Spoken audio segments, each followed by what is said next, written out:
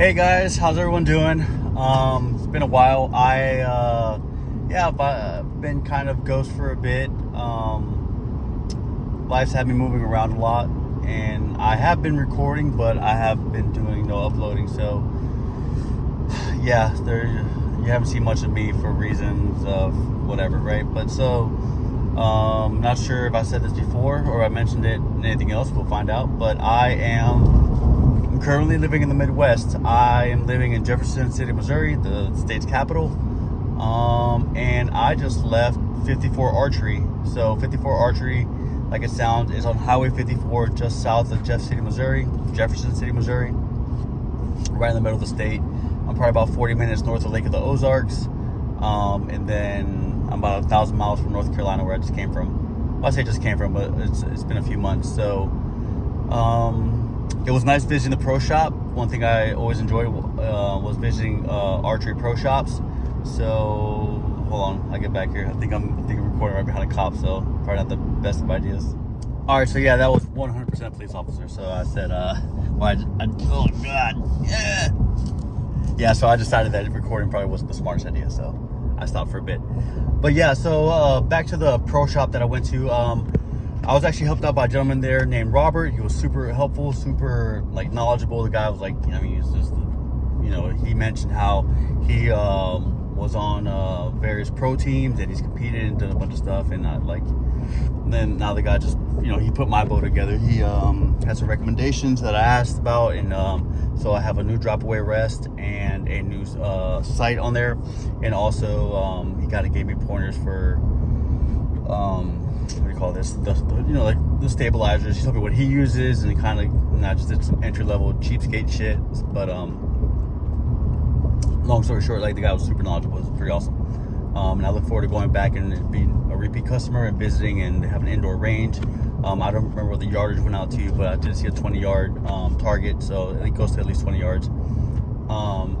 So I recently picked up a 2017 Hoyt Pro Defiant. It's a 31.5-inch model. So I just got tape measure and it's 31.5 inches. So ATA 31.5. So it's got 50 to 60 pound limbs on it. It's set up almost perfectly for my draw length. Actually, it's set up perfectly for my draw length. I bought it from a gentleman about maybe 30 minutes north of me. His name was Phil. He was actually a pretty cool dude. I got his number, so hopefully whenever I harvest something, I can share the pictures, because he was all about it. So let's see here. Oh, back to what I was saying a second ago.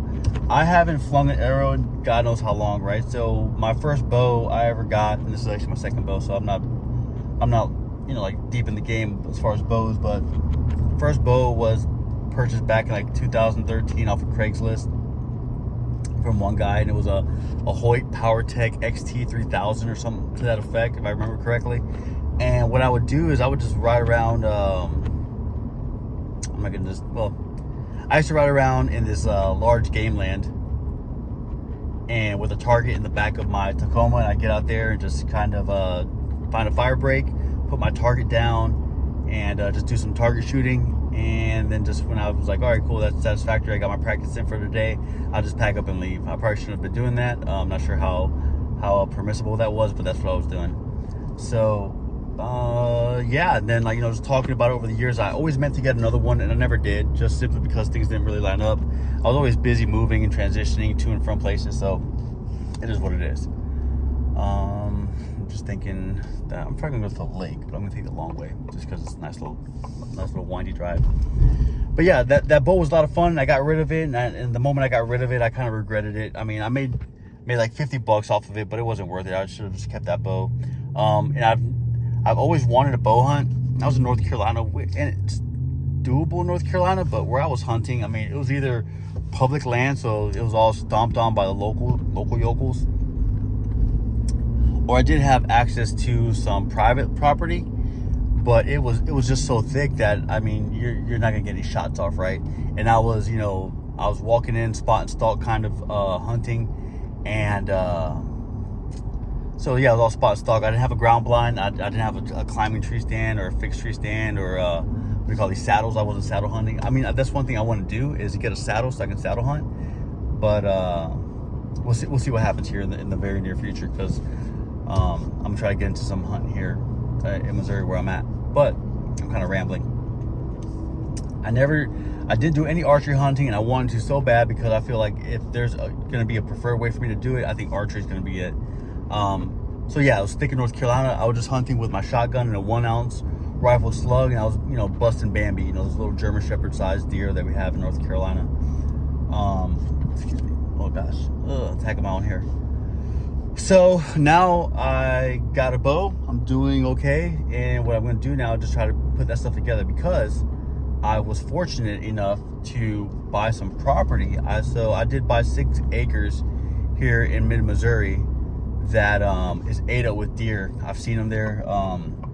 Both their tracks and their signs. There's huge scrapes and rubs on my property, and it's ate up with turkey. I know there's like bobcats and foxes or whatever out there. So like the wildlife is thick, and I'm pretty excited about getting out there and really using the land that I bought to harvest some deer.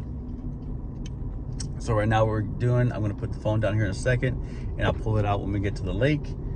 And yeah, I'll show you guys the bow. So just stick with it.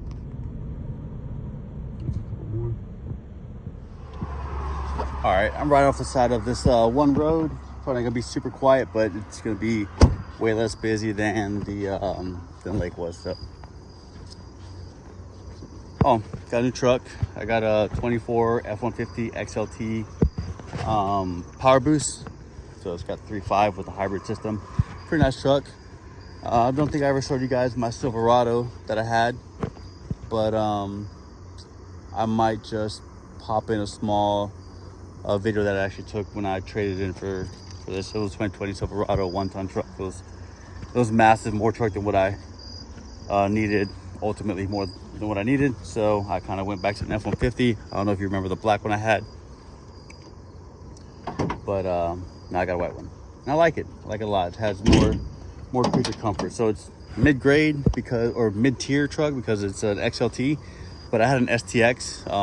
It was all tricked out, but it's still an STX nonetheless. So, you know, you weren't getting like, you know, heated seats or power seats or nothing, other cool stuff. And plus, it has a Mondo screen. It's like a 12-inch screen. So it's like having a damn iPad. So what I'm gonna do is sit you down for a second, and then pick you right back up. The only reason I'm sitting you down for a sec is because I'm just gonna put my flannel jackets here on the tailgate so I can kind of show you the bow and what I bought and kind of discuss things. And if you have any suggestions, I don't know, leave a comment or something. But let's do this. So, grabbing the bow. Sorry, I'm walking kind of funny. I tore my calf and I'm wearing a boot, so whoop. It happens. All right, so the bow sit down. Then I go get the bag of goodies.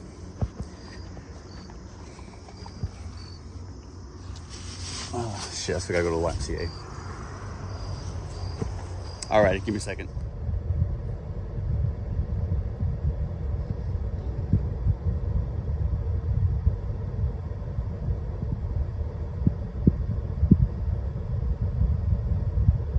Bye, sucker.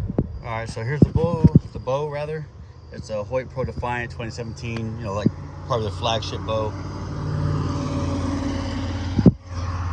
Nice and quiet.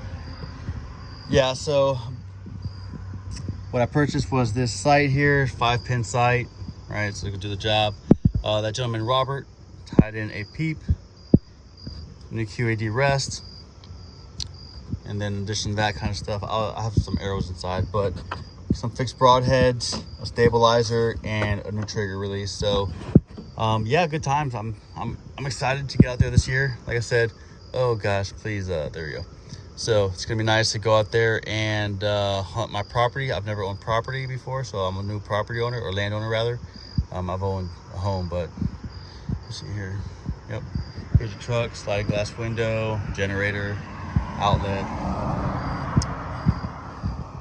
and there's that. So I'm happy with it so far, although I do have a check engine light. The guys over at Fulton Ford were pretty prompt to get me in there, so yeah, kudos to them. Let's see, yeah, thought I heard a person say something. Anything back here to show? Oh yeah, there is actually. Here is one of the new arrows. So, oh, it's not gonna focus. Yeah, so it's just gold tip 340 grain arrow. Then a bunch of made in Mexico and information that I'm not really sure what it means yet. So let's see here. So coming back, that's the setup. Let's see. It has, I don't know why it's so hard to focus today. There's some of the information. So serial number, 50 to 60 pound limbs, 26 to 28 inch draw length. Somewhere in the middle, around 27. So that's good. I'm excited about the sight. You know, just getting back out there and shooting. So yeah, so I'm excited about just getting out and flinging arrows. I still have to get a couple things. So I still need a target block so I can bring out, just kind of toss and measure out. I do want to get a rangefinder, obviously more arrows. I didn't grab a quiver because it sucks that, so I actually have 2 unopened sights in North Carolina. I have stabilizers, broadheads, arrows, trigger release, and a bunch of other things. Another drop away rest in storage in North Carolina. So I know I have all the furniture that I needed. It's just, like I said, 1,000 miles away. So now that I have the furniture over there, that just means I have to buy another bow, because I can't just have the furniture sitting around without another bow. And you know, the old adage of 2 is 1 and 1 is none was gonna kind of hold true. So let's see, I can find another bow, a nice quality bow for, you know, I don't want to say inexpensively, but as inexpensively as I can get it. So yeah, we'll see. And so stay tuned, more to follow. I have to go to the YMCA to, you know, leave some hate out there on the weights, but I'll be back, and it feels good to kind of have the phone in hand and record a little bit of footage for you guys. I did start fly fishing earlier this year, and actually I did pretty good. I got a bunch of different bass, you know, spotted, largemouth, and smallmouth bass, and a bunch of different kinds of brim. So it was nice to kind of get out there and learn how to fly fish and start fly fishing. I suck at it, but I'm doing it, right? And that's like the archery of the fishing world, in my opinion. So yeah, things are good, and I think they're up and up. So yeah, I'll keep you guys posted. I cut off earlier. What I was saying was I'll keep you guys posted, and stay tuned. Talk to y'all later. Bye. Yee!